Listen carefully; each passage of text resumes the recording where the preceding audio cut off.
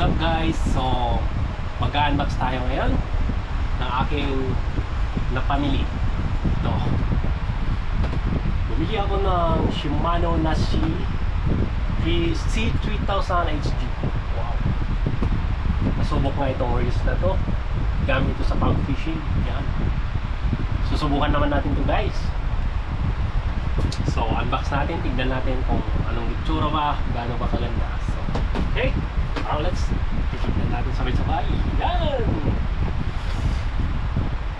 Oh! Yan! Oh.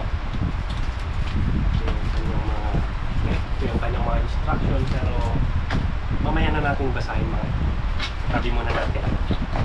Dito muna tayo. Yan, tatanggalin na natin guys. Ayan! Ganda! Ganda ng kulay guys, oh. Wow! Yan! Ito yung Shimano. Yan, oh. Ganda! Pinalagyan ko na rin siya ng ng line nung binili ko siya para hindi ko na problema pang ilagay. Ayan, oh. So, ito yung Shimano Nashi C3000 HG. Ayan, excited na akong gamitin ito guys. Wow, ayan. Kunin lang natin muna. Ayan, oh. Ang ganda. Ang smooth guys, oh. Halos wala kang marinig, oh. Yan. Ang ganda, oh. Yan yung sarap niya. Ayan, oh.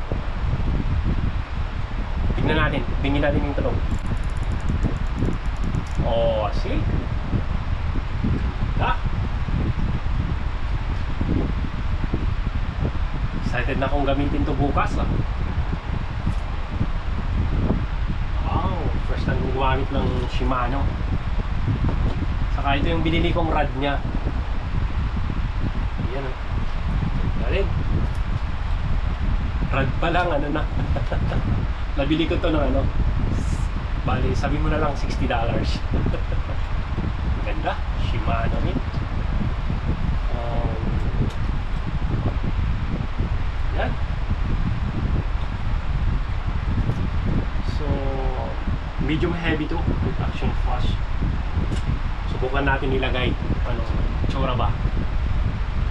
Try natin ilagay. Tanggalin muna natin yung yung isang stick niya.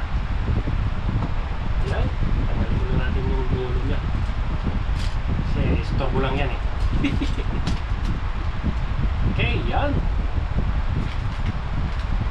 Oh, excited na akong gamitin ito bukas. Pwede lang natin yan, oh.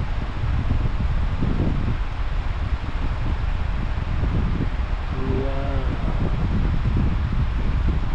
Kagwapo ba naman? Yan, oh. Bagong-bago pa. Yan.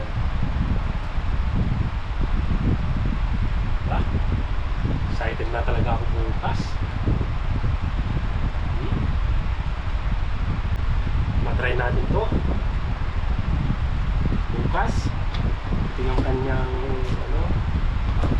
spec yan. Da? Hindi na ako magkakain gamitin to bukas. Ang lambot talaga, oh. Oh, halos wala kang marinig, oh. Oh, napaka-smooth niya guys. Promise. Yan, oh. Okay. Shimano.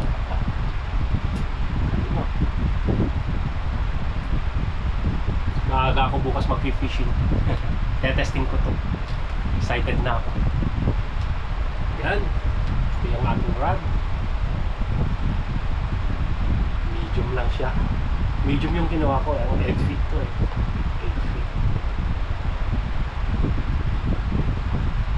Okay. Thank you for watching guys. Meet my new reels for fishing. Yan.